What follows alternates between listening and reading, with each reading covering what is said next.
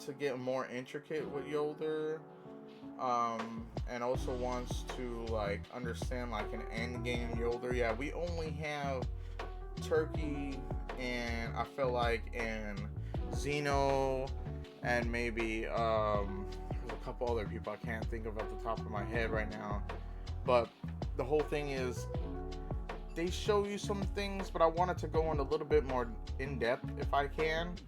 If you have any questions in the comment section, that would be great. You let me know.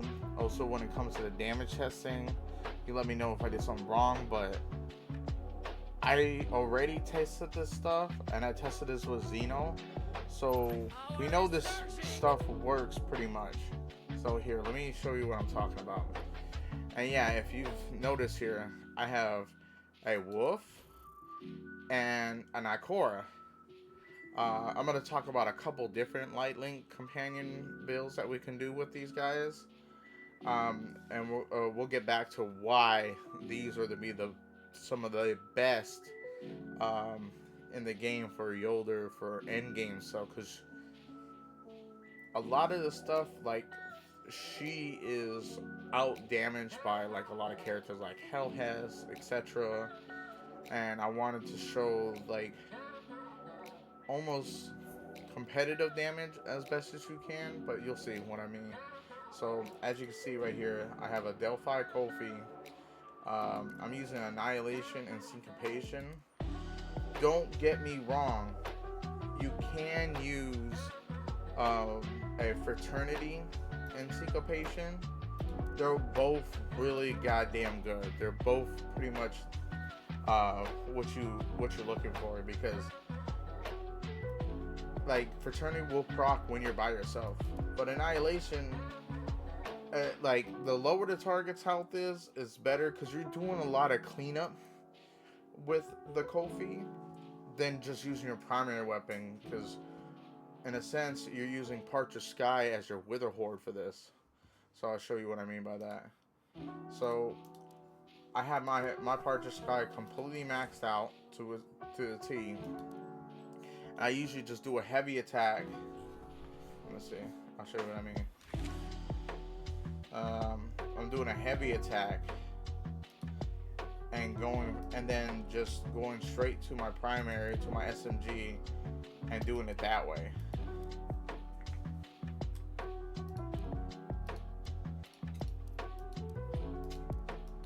Here, I'll show you what I mean. Oops, I didn't place it.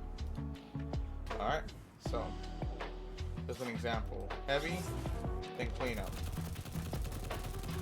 See? Okay. Oops. Not meaning to do that. Okay. So. But that's mostly for groups of ads, smaller elites, smaller yellow bars, etc.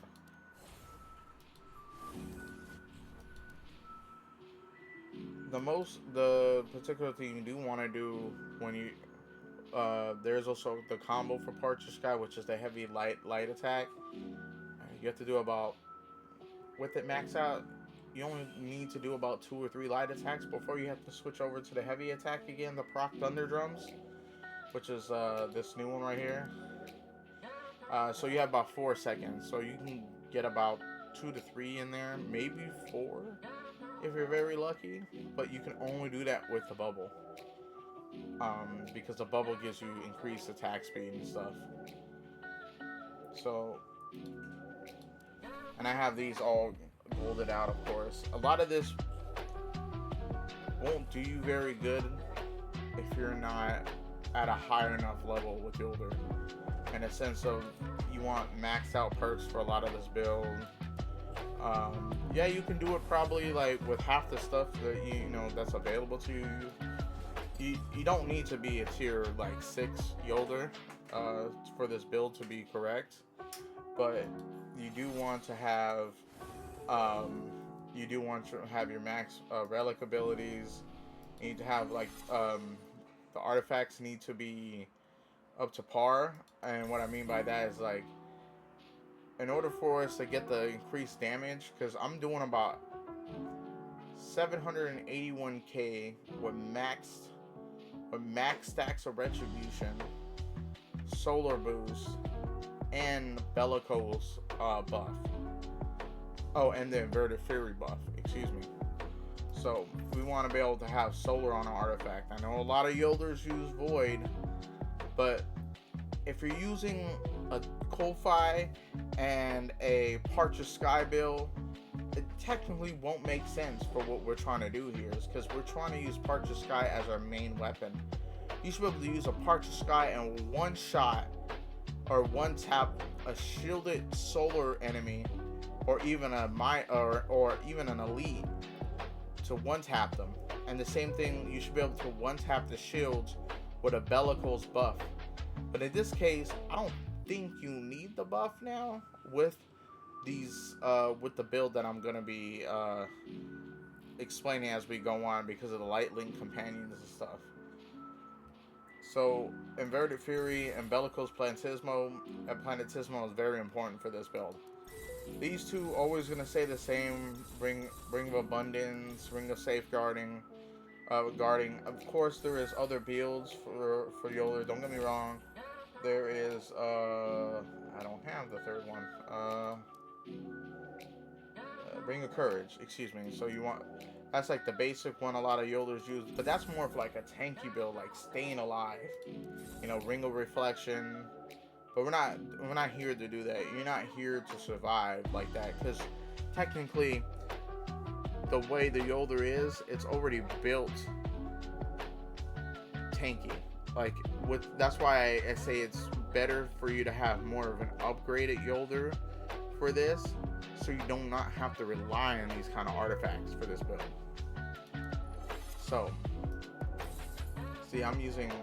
I gotta change these perks. This perk right here.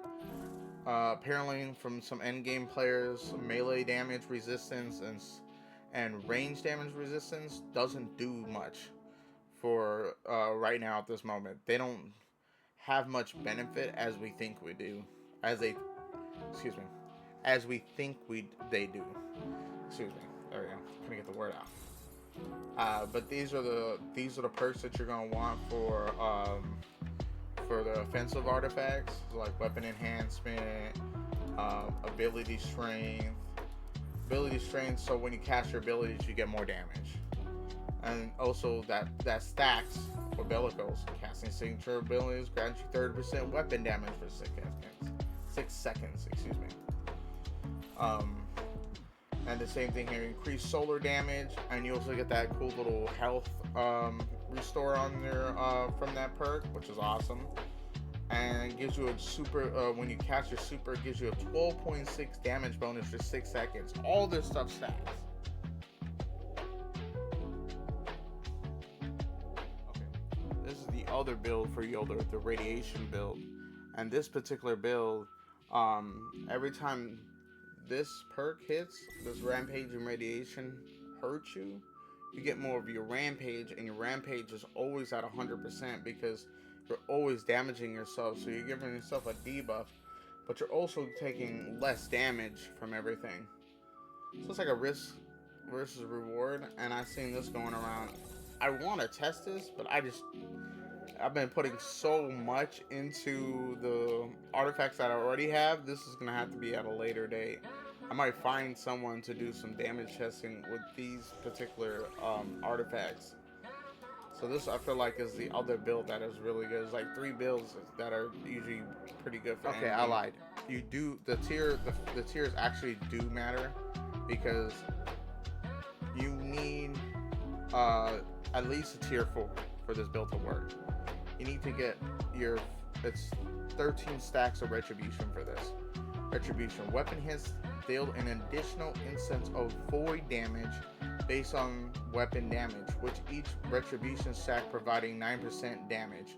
Submachine guns attacks consume 1 stack per 10 hit, while sword attacks consume 1 stack per 1 hit.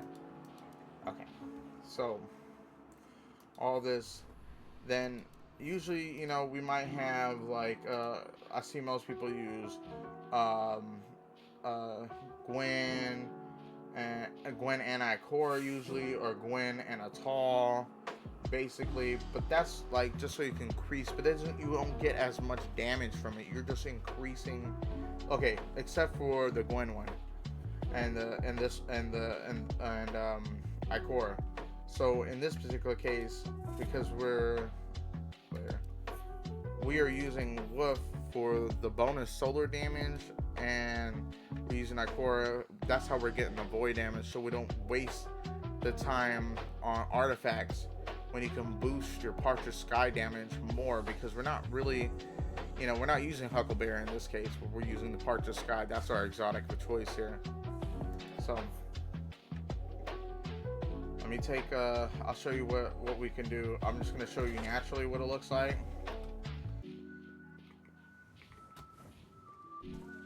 Get some overshield. This is one hit.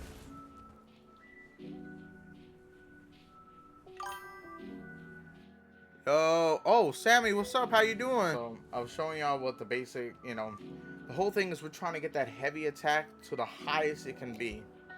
So, I can get that heavy attack even higher if I wanted to by doing this. Now, this is going to sound crazy, but we're going to put on Maru. It says, Overshield Spread. Increase spread weapon damage while an overshield is present. You'll think, yo, Washo, what the hell are you thinking? Partridge Sky is not a goddamn spread weapon. Wrong. So, in this game, for some reason, because I can, Partridge Sky can one-tap the Shinka shields that are the spread Shinkas. It can one-tap them with the heavy attack. And so, but with this damage, for some reason, it's even being coded as a, hold on, make sure I got this right. It is being coded as a spread weapon, because watch this. Let me get my over shield again. Boom.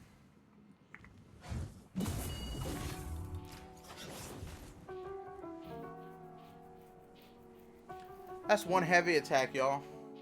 And then it wasn't even done. 778k from one heavy attack. I haven't done even a damage rotation yet on this guy yet. Okay, let me reset this real quick. Hang on. Now I'm gonna show you with the bubble now. I'm not showing like the basic. Everyone knows what a basic light attack is for a heavy, a basic heavy attack is for a Partridge Sky without any buffs. I don't, you know what I mean? Like, it's not really necessary. That's not what we're here for. I'll show it to you just because, just so you guys can get an idea. 250k, and that's without any of the bellicose buffs, without the retribution stacks, anything, any of that nature. Now let me reset everything. Second bands, ability to recharge, more heavy. Let's get our shield back. Let's reset this. Okay. Now, bubble, full stacks. This shield will break you.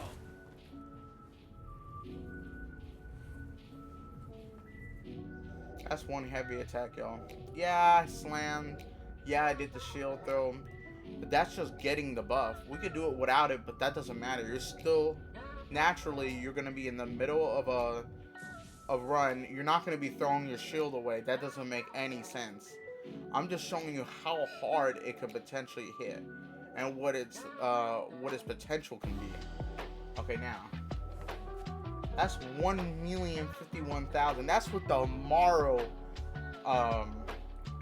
light link. Now, let's reset this. Do this again. But this time, I'm gonna take him out, and we are going to do a spread Shinka. There you go. Perfect. I see that one. Okay. So let's get the buffs.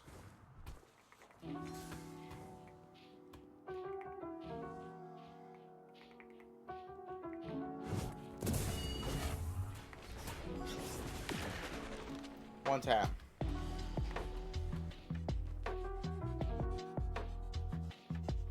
That's 1.5 million. And that's on a spreadsheet at level 90 through the Calamity Ops thing. For everyday play, run solar ability and void ability boost. But if you're in the middle of doing Calamity, raids, but again, you might have other characters who do that job already. But I think Maru is a good play here. Yes, it is very consistent. There is no inconsistencies with this either. I just don't know of losing out on heavy on certain damage, like maybe void damage, more void damage to do this. It says not easy to trigger, but it's there. It triggers your solar damage, and it does it for your light and the heavy attack. So to have both of these present is definitely, I think, is the play here. So again, we'll go over Ring of Abundance, Ring of Safeguarding, Inverted Fury, and Bellicose Planetismal.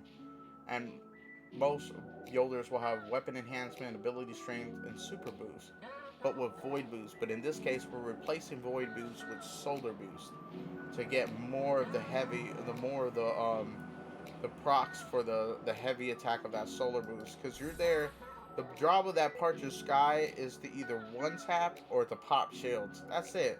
That's what you really want it to do as high as damage as possible. Because your Kofi is already going to be doing damage with like the Retribution stacks, the Invader Fury, all that stuff. It's getting a damage buff no matter what. So there's no need to build an arc, etc. I feel like. And then we're trying to min-max this build. This is mostly for endgame. So, and you want at least a tier 4 Jolder for this to happen. Because of the Retribution stacks. Okay, I'm done. Let's get an appointment for armor polishing, shall we? Thank you for coming out to the video, y'all. I hope this explains a lot to you guys. I hope I explain the details for you. If there's any questions, put it in the comments. Otherwise, I'll see you in the next video.